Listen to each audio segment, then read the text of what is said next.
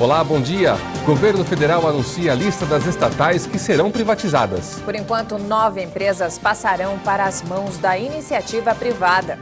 Entre elas, os Correios. Polícia Federal investiga fraudes em licitações e contratos no Porto de Santos. Adolescente ataca a escola com uma machadinha em Charqueadas, no Rio Grande do Sul. Deputados aprovam projeto que obriga agressores a ressarcir o SUS em casos de violência doméstica. Brasil entra na rede de governança global de tecnologia, junto com países como China, Japão, Israel e Emirados Árabes. Tudo isso e muito mais agora, na edição das 8h30 da manhã. Olá, bom dia. Hoje é quinta-feira, dia 22 de agosto de 2019. E a gente começa essa edição com uma notícia aqui do governo que divulgou a lista das estatais que serão privatizadas. A Petrobras ficou de fora, pelo menos no que diz respeito ao refino. Pouco antes do anúncio, as ações da petroleira subiram 8% diante dos rumores da desestatização. Os papéis das estatais de energia Eletrobras e de telecomunicações Telebrás também tiveram ganhos. O Ibovespa teve alta, recuperando o patamar de 101 mil pontos. Por enquanto, 9 estatais passarão para as mãos da iniciativa privada, entre elas os Correios. A imprensa aguardava o anúncio de 17 estatais, mas o secretário especial de Desestatização e Desenvolvimento do Ministério da Economia, Salim Matar Júnior, anunciou apenas 9. São elas: Engea, empresa gestora de ativos; a BGF, Agência Brasileira Gestora de Fundos Garantidores e Garantias; CEAGESP, Companhia de Entrepostos e Armazéns Gerais de São Paulo; Ceitec, Centro de Excelência em Tecnologia Eletrônica Avançada; Codesp, Companhia Docas do Estado de São Paulo; Serpro, Dataprev, Correios e Telebrás. Também foram anunciadas outras companhias que já tinham a privatização aprovada: Casa da Moeda, CBTU, Companhia Brasileira de Trens Urbanos; Transurb, Empresa de Trens Urbanos de Porto Alegre; Ceasa Minas, Lotex e Codesa, Porto de São Sebastião. Ainda na reunião, ministros e secretários anunciaram que a Eletrobras e a EBC, conglomerado de mídia, ficam de fora da lista por enquanto. No caso da EBC, não há nada definido. E no caso da Eletrobras, é preciso aguardar a aprovação do Congresso. A viabilidade do plano, contudo, ainda depende de análise do Banco Nacional de Desenvolvimento Econômico e Social, o BNDES. Segundo o ministro da Casa Civil, Onyx Lorenzoni, a carteira atual do PPI está estimada em 1 trilhão e 300 milhões de reais. Com o anúncio feito nesta quarta-feira, a estimativa do governo é passar para 2 trilhões de reais. Antes da reunião, o ministro da Economia, Paulo Guedes, se encontrou com o presidente da Câmara, Rodrigo Maia, para falar sobre o caso da Eletrobras. Guedes disse que é clara a necessidade de se privatizar o quanto antes as estatais para reacender a economia brasileira. Como o combate à inflação levou tempo demais, acumulamos uma dívida muito grande, quase 5 trilhões de reais, os estados colapsaram financeiramente, os municípios colapsaram, e aquele aparato, aquele leviatã estatal que cuidava da infraestrutura, começou a definhar. Está evidente que a sociedade brasileira precisa de recursos na área de saúde, saneamento, educação. Então, essa transformação econômica tem que ser feita. O presidente da Câmara, Rodrigo Maia, disse que o governo deve encaminhar o projeto de lei da privatização da Eletrobras em, no máximo, 2 semanas. Aqui é importante mostrar que os recursos necessários para o sistema Eletrobras está sendo retirado dos investimentos em educação, dos investimentos em saúde, dos investimentos em infraestrutura, está sendo retirado, né, das despesas que podem transformar a vida das pessoas. Se o setor privado, se o capital nacional estrangeiro está disposto a colocar dinheiro no setor elétrico, no setor de saneamento, por que a gente vai ter que gerar obstáculos e problemas para o investimento privado? Nós temos que, ao contrário, ter uma regulação forte, que a gente obrigue investimento das empresas privadas nessas áreas e que a gente possa avançar. Por isso que esse é um tema que a gente quer trabalhar com o governo, mostrando aos deputados de Minas e de parte do Nordeste que a gente vai ter recursos, por exemplo, para revitalizar o São Francisco, mais recursos. A Eletrobras tem hoje 30%, 31%, 32% da geração de energia no Brasil e tem aí uns 43%, 44% da distribuição, da transmissão. E caso ela não consiga manter o ritmo de investimentos, ela vai colapsar. Ela daqui a 10 anos ela está com menos de 10% em tudo isso. Ela vai ficar desimportante. E o Senado aprovou a MP da Liberdade Econômica. A proposta segue agora para a sanção presidencial. A aprovação foi feita após um acordo entre governistas e oposição. Entre os principais pontos da medida provisória estão a extinção de alvarás para atividades de baixo risco, a diminuição nas restrições de horários de funcionamento de atividades econômicas, a definição de que a carteira de trabalho será emitida preferencialmente em meio eletrônico, além de critérios para o registro de ponto de funcionários. O trecho que definia regras para o trabalho aos domingos e feriados, que previa uma folga no intervalo máximo de 3 domingos trabalhados, foi retirado pelos senadores. Os parlamentares entenderam que a proposta era uma matéria estranha. Os senadores alegaram que o texto altera o Código Civil, a consolidação das leis do trabalho e a lei de introdução às normas do direito brasileiro e modifica as regras do direito civil, administrativo, empresarial e trabalhista. Segundo o Ministério da Economia, a medida provisória pode gerar mais de 3 milhões de empregos em 10 anos. E a Polícia Federal investiga fraudes em licitações e contratos na Companhia Docas do Estado de São Paulo. Nessa segunda fase da operação, Tritão, são cumpridos 45 mandados judiciais. A PF apura outros desvios que foram identificados em contratos de licitações ligados ao Porto de Santos. Hoje são cumpridos 21 mandados de prisão temporária e 24 de busca e apreensão. Nessa ação, os alvos da polícia são empresários, um político e ex-diretores da Companhia Docas do Estado de São Paulo. Foram identificados mais 2 contratos com indícios de fraude, um de segurança do porto e outro de fiscalização por drone. Juntos passam de 100 milhões de reais. 9 mandados são cumpridos em Santos, 2 em Guarujá, na Baixada Santista e 1 em Ilhabela, no litoral norte de São Paulo. Os demais são em Bragança Paulista e Serra Negra, no interior de São Paulo, em Duque de Caxias, no Rio de Janeiro, e em Fortaleza, no Ceará. E em Charqueadas, no interior do Rio Grande do Sul, um adolescente de 17 anos atacou uma escola armado com uma machadinha.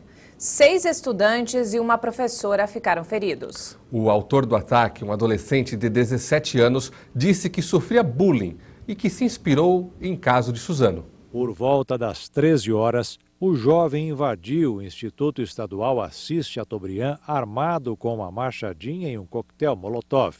O ataque começou na turma 171 da 7ª série.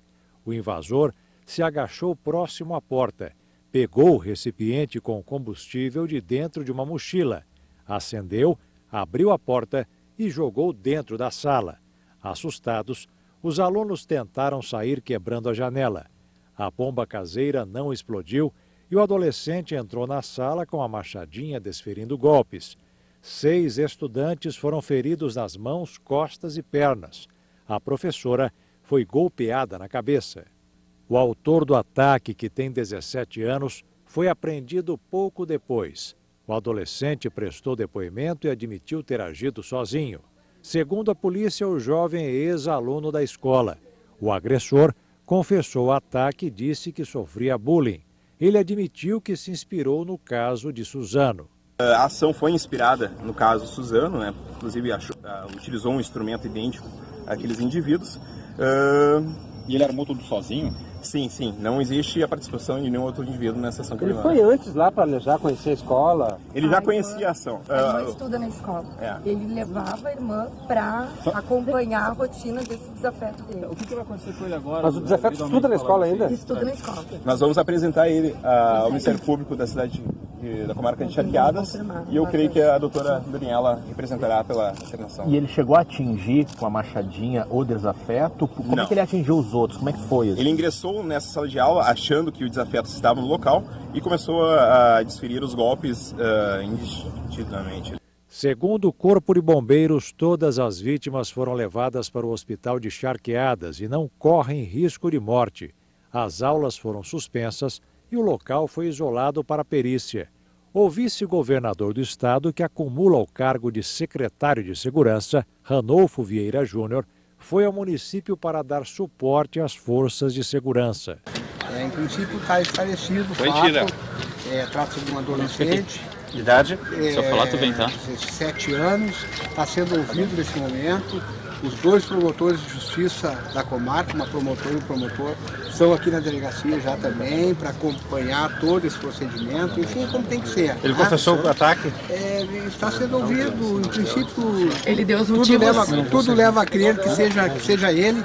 Eu vou deixar para o delegado Chalmers, que é o titular da investigação, ao final da oitiva dele, com o encaminhamento do Ministério Público, ele tem condições de dar maiores informações para vocês. Ele vai ficar aqui, vai ser transferido? Não, tudo agora depende dessa oitiva, com o que o Ministério Público vai representar pela internação provisória, não vai, enfim. Então essas questões vão ser dirimidas até o início da noite. Aí, com foi reconhecido pelos estudantes? O que ele disse? Não, ele não tem, ex-aluno da escola. Ex-aluno da escola.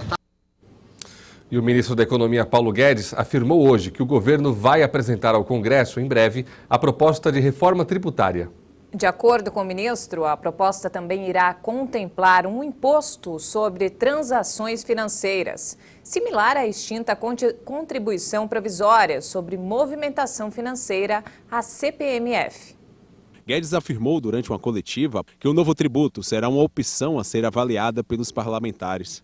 A volta de um imposto nos moldes da antiga CPMF terá o objetivo de diminuir a tributação sobre a folha de pagamentos, como forma de estimular a geração de empregos no país. Nós podemos propor uma desoneração forte na folha de pagamentos a troco da entrada desse imposto. Se a classe política achar que o mais importante, que os desvios, as distorções causadas pelo imposto são piores do que os 30 milhões de desempregados sem carteira de trabalho têm, aí eles decidem. É uma opção difícil. Rodrigo Maia disse que quando o governo encaminhar a reforma tributária, serão abertas as discussões sobre a emenda na Câmara. Se o governo encaminhando a PEC da tributária, nós vamos dar celeridade na Comissão de Constituição e Justiça, vamos pensar na PEC do deputado Baleia e vamos abrir prazo novamente de emenda. Nós não estamos com pressa, mas a nossa urgência está limitada ao bom diálogo e a organizar um bom sistema. Segundo Paulo Guedes, a proposta do governo de reforma tributária busca ser conciliatória e vai incluir mudanças no imposto de renda. Guedes tem afirmado que irá reduzir a tributação das empresas para adequá-las aos patamares internacionais. Técnicos do governo afirmam que ainda não houve consenso sobre a tributação em movimentações financeiras e que, caso aconteça, deve cair sobre a entrada e saída de dinheiro em contas bancárias. O imposto também estará em trocas de produtos, como a revenda de veículos. A negociação só poderá ser oficializada com o recolhimento desse tributo. E veja a seguir, deputados aprovam projeto que obriga agressores a ressarcir o SUS em casos de violência doméstica. E ainda, Brasil entra na rede de governança global de tecnologia junto com países como China, Japão, Israel e Emirados Árabes. Os detalhes em instantes. Até já!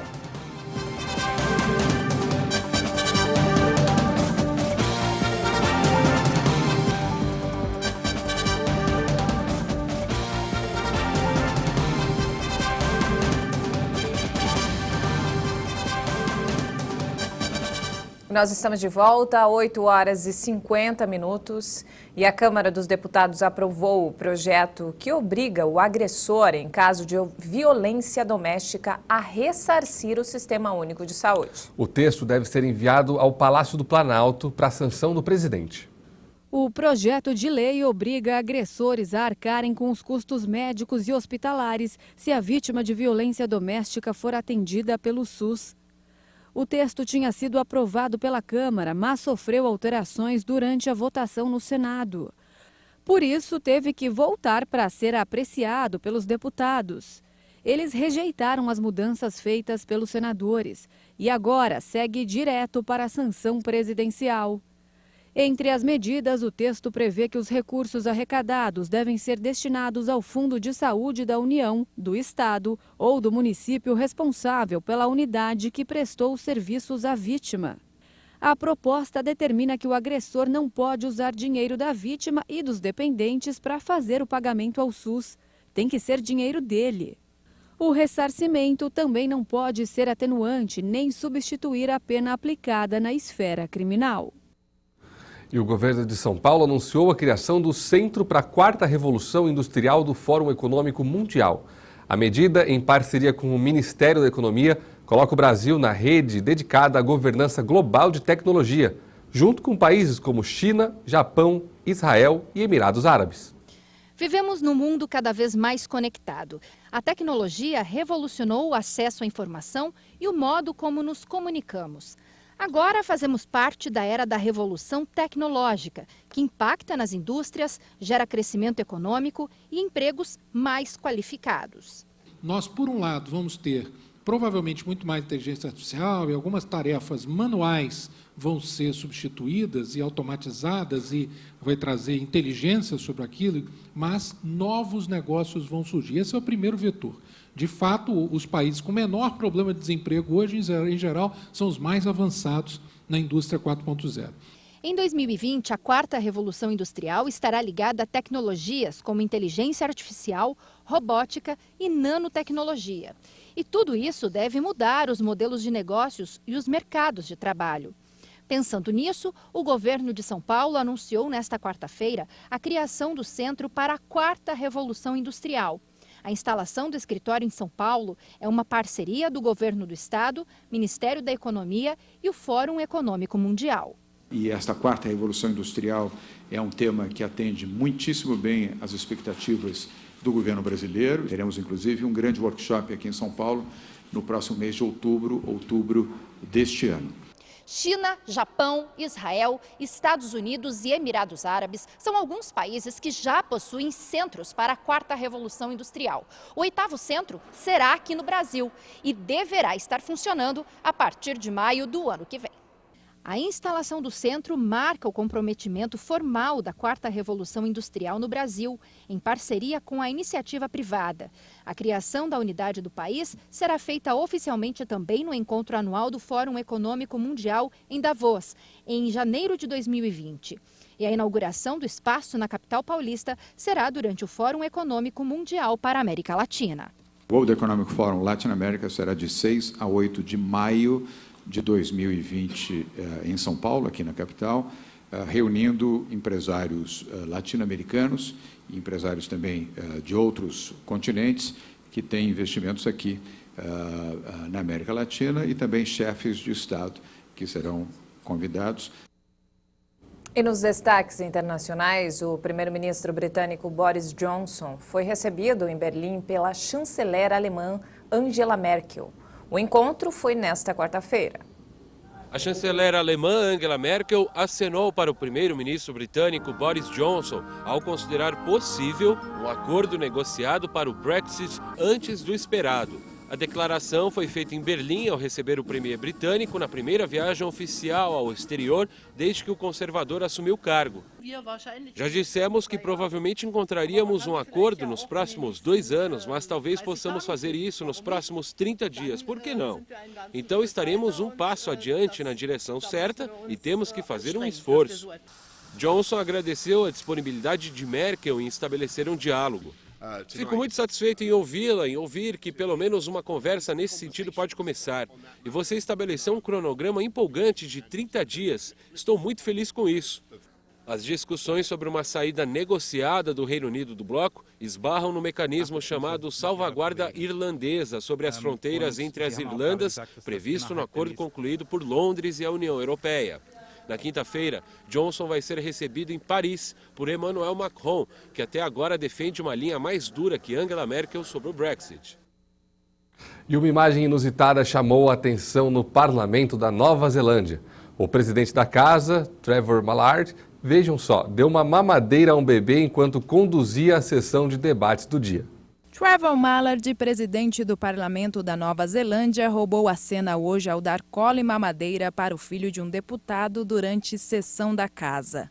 O parlamentar tinha acabado de voltar da licença paternidade e levou o bebê recém-nascido para o trabalho, que foi acolhido com muita alegria pelo presidente. Trevor, que é pai de 3 filhos, mostrou como cuidar de uma criança.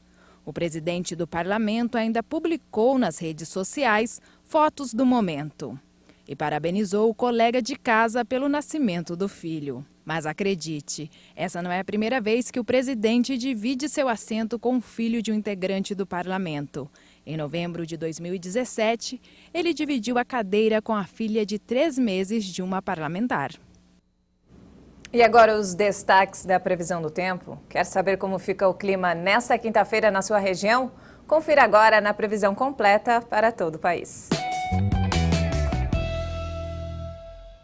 O avanço de uma frente fria em direção à região nordeste do país vai estimular a formação de algumas nuvens carregadas que vai provocar chuva desde cedo, com no máximo moderada intensidade sobre áreas do extremo sul do estado da Bahia, algumas áreas do Vale do Jequitinhonha e também do estado do Espírito Santo. A chuva deve acontecer a qualquer hora, mas com fraca intensidade, sem alerta para temporais, sobre algumas áreas do Vale do Rio Doce, Rio de Janeiro e na faixa leste do estado de São Paulo. Na região da Grande São Paulo e também sobre a região de Curitiba, a previsão é apenas de garoa, que pode acontecer a qualquer hora. A formação de algumas áreas de instabilidade vão provocar chuva já durante a madrugada sobre a região de Foz do Iguaçu, centro-oeste catarinense e noroeste do estado do Rio Grande do Sul, mas sem alerta para temporais. O dia ainda continua frio sobre várias áreas da região sul e em todo o leste da região sudeste. Enquanto isso, as temperaturas continuam altas durante o dia e faz bastante sol em toda a região centro-oeste, todo o interior da região nordeste e em grande parte da região norte. A chuva pode acontecer desde cedo de forma passageira sobre a região de Natal,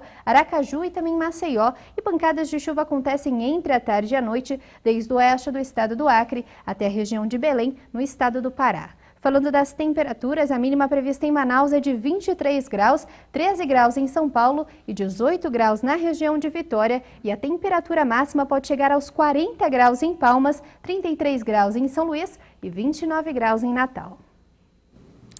Bom, e amostras de gelo milenar da montanha de Huascarán, a mais alta do Peru, pode ajudar os cientistas a entender as mudanças climáticas e inclusive a biodiversidade da Amazônia. A missão foi realizada por uma expedição científica com especialistas peruanos e americanos. No total, foram retirados 4 núcleos de gelo que vão permitir estudos sobre o comportamento do clima e sobre o fenômeno de mudança climática. De acordo com o Ministério do Meio Ambiente peruano, a esperança é obter com a análise do material informações valiosas sobre a biodiversidade da Amazônia. O estudo também quer entender a química atmosférica da temperatura e a precipitação de chuvas dos últimos 20 anos. A montanha Huascarán foi escolhida para a pesquisa porque é a única da Cordilheira Branca peruana que faz parte dos Andes e a geleira dela não foi afetada pela mudança climática. Por isso, o material colhido pode ser considerado intacto. Os cientistas esperam divulgar os primeiros resultados das análises em 2 anos. Que paisagem incrível, né? Linda, nossa, de ver aqui deve estar muito Dá frio, vontade né? de conhecer Com certeza esse está lugar. muito frio, mas é lindo demais. E não temos mais tempo, essa edição fica por aqui. Nós voltamos a partir da 1 da tarde e esperamos você. Até lá!